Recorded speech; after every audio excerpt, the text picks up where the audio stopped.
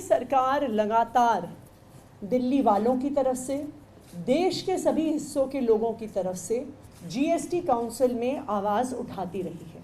पहला जो एक महत्वपूर्ण मुद्दा कल की जीएसटी काउंसिल की मीटिंग में आएगा वो है रिसर्च ग्रांट्स पर जीएसटी लगने का मुद्दा। जैसा कि आपको पता है, अगस्त के महीने में देश के कई बड़े शिक्षण संस्थानों को केंद्र सरकार की तरफ से जीएसटी ना देने की वजह से शो कॉज नोटिसेस आए। इन 6 संस्थानों को 220 करोड़ के टैक्स देने का नोटिस आया। इसमें आईआईटी दिल्ली, पंजाब यूनिवर्सिटी जैसे बड़े शिक्षण संस्थान भी शामिल थे।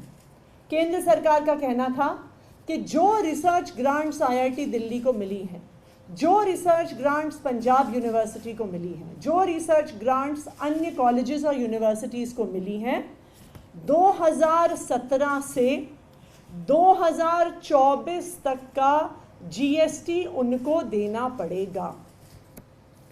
रिसर्च पर जीएसटी लगना बिल्कुल गलत है और दिल्ली सरकार उसका पुरजोर विरोध करती है।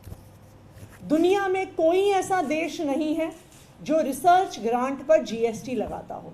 केंद्र सरकार कल जीएसटी काउंसिल की मीटिंग में एक प्रस्ताव लेकर आ रही है कि जो भी ट्रांजैक्शंस पेमेंट गेटवेज के माध्यम से होते हैं, चाहे वो 2000 रुपये से कम क्यों ना हो, उन पर भी 18% जीएसटी लगाया जाएगा।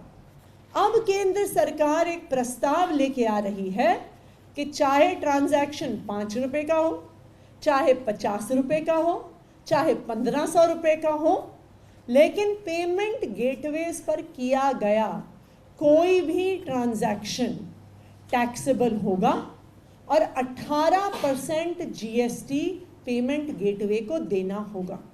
2000 रुपये से कम के जो ट्रांजैक्शंस पर जीएसटी लगने का प्रस्ताव केंद्र सरकार लेकर आ रही है, दिल्ली सरकार कल जीएसटी काउंसिल में उसका पुरजोर विरोध करेगी।